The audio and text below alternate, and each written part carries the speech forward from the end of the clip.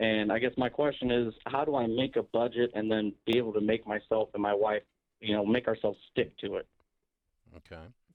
It's a good question. The great news about having a baby, and congratulations, is it makes you get serious about stuff like that and starting to get your act together on some things. That's very cool. Right. I'm glad y'all are doing that. Okay, so number one, when you do a budget, it is not a straight jacket. It is you telling you what to do. Okay. Okay, so it's a guardrail. It's don't run off the road. And so Okay. the two of you sit down and say, for groceries this month, we want to spend X. And by the way, as a side note, whatever you think you're spending on groceries, you're spending more. And then what you We do, can stop the now. two They of you are forgot in the gist. agreement that the reason. Hey guys, welcome to Podcast. And yeah, I think it's a age-old question. How do you create a budget? Managing money, I think it's always incredibly important in any relationship, whether you're married or single or in a dating situation. I think managing and having a budget is always important. I think he said the key words there. A budget is not meant to be restrictive. It's meant to be like a guardrail or guideline. So those are the words that he used. It's really hard to budget. Is As it? you know. Is Well, it really? I'll tell you why. I'll tell you why. I'll say why. Things are so expensive that even when you do budget, the amount of money you spend is not enough to take care of the everyday bills. So I'm not saying you shouldn't budget. I'm just saying that it's very discouraging today in this day and age because of how cost of transportation, gas, taking the TTC or GO train, groceries. I don't know if you've been to the grocery store lately. Like it's super expensive, right? So I'm not disputing that you shouldn't budget. I'm not discouraging you from budgeting. I'm just saying it's discouraging given the price of things in today's market. So his idea around how to budget or go about it, I think it's a good thing. It's just I'm just saying it's a bit discouraging. So would you say it's a mental thing or an economic thing? So mental in what context? So it's discouraging. Is it because of like just thinking about the overwhelming costs and rising, or is it just economically it's not viable because income is not at pace Oh, it's with a mental thing, it's a mental 100%. thing? Yeah, Okay. it's a mental thing, and the reason why it's a mental thing is because even when you do it, it's gonna help, but getting to that point when you do it is where that's the hard part because you're gonna look at the numbers and you're gonna see, okay, well, I'm budgeting $100 for groceries this month, but in true sense, I need $150 to be able to feed my family. That's Mm, discouraging because when you okay. put that down on paper and you see the numbers don't lie. So Okay. yeah. What I do or how I used to do things is I never looked at how much I made. I looked at how much I could save and how little I can live off of. So, for example, and I'm not saying anyone to do this, but when I was single, I ate one meal a day. I'm like, I'm one guy, I'm a single guy. Why do I need 3 meals a day? Now, if you're, bodybuilder, stuff like that, I get it. But once again, that's something you're choosing to do, and that has a cost to it. If you choose to bodybuild, you want to go to the gym and exercise, you're gonna have to fuel your body. So I keep it really militant that way. If I can't afford to keep my body fueled for super athletic type stuff, Mm-hmm. I ain't doing it. I mean, obviously I have to feed my body, but if I can barely put food on the table for my son, I have no business going to the gym trying to go to the basketball and do all this stuff. I know your health is important, but you eat right and you eat nominal, I think you'll be just fine. Your son is gonna have food on the table. If I don't got in the bank, how many people do you know that don't have a credit card? Everybody has a credit card, right?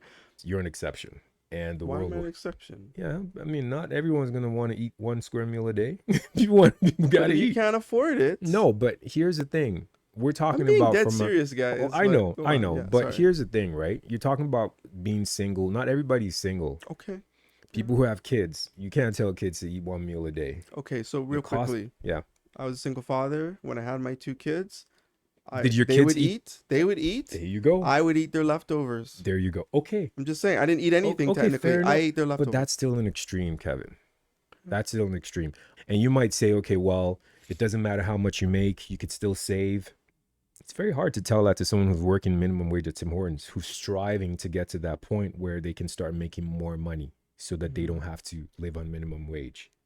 Or a family who just came as immigrants, who both both parties are, maybe one person's working, they don't have the other person doesn't have a job, maybe they're in school or something.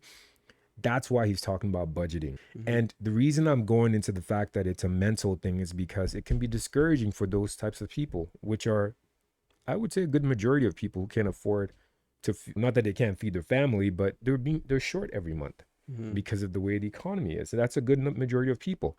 If you can't get beyond that point of saying, you know what, I'm just going to strive to do it and budget because I know it's going to help me, it's going to be very hard.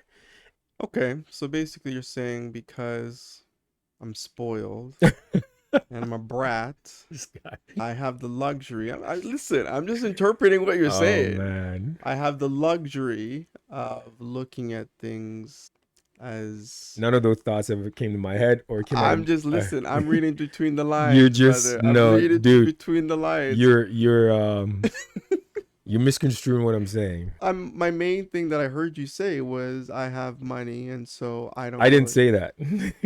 I know you have money, but I'm not saying. I'm saying, for the most part, we have to look at it from the perspective of the norm, the general people, not the so exceptions. I'm abnormal. I'm gonna stop talking. Keep going, brother. No, I'm just digging. Like the hole's just getting deeper. So Okay, so what Let's I'm trying to leave it. get, what I'm trying to get at here is, I remember when I went back to my hood. I think I had a Mercedes, convertible Mercedes, C43. nice. Yeah, not too, but it's not crazy. I didn't say Yeah, back then, now those C63. were nice. Yeah, of course. Anyways, and I remember a couple of young men came up to me. They're like, "What do you do? You know, I gotta have that." And I remember I told them the second I said university, I almost felt this glaze over their eyes. Like, oh, okay.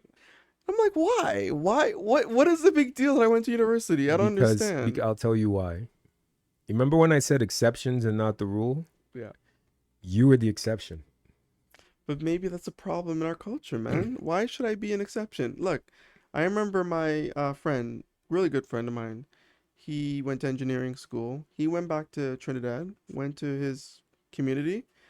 They looked at him like a superstar because he got out of it and he is an example. And by the way, he wasn't even working. He's unemployed. He was unemployed in Canada. He went back to Trinidad, but the fact that he got an engineering degree motivated the community. Like, oh my goodness, you got out of here. Look how amazing you are.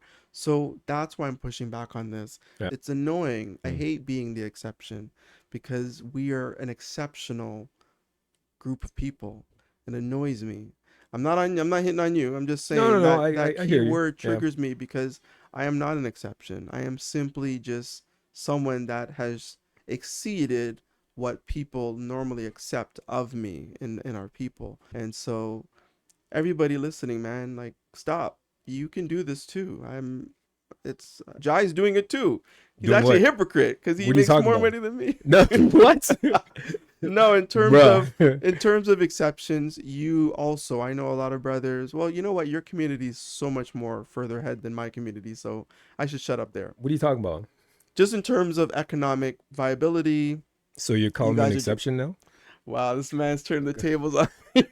Yes, Jai. You know what? I'm calling you an exception. I'm calling you. You're excellent, and you're amazing at what you do. Oh, You're a man. father. This You have guy, man. maintained the relationship of you and the mother of your child.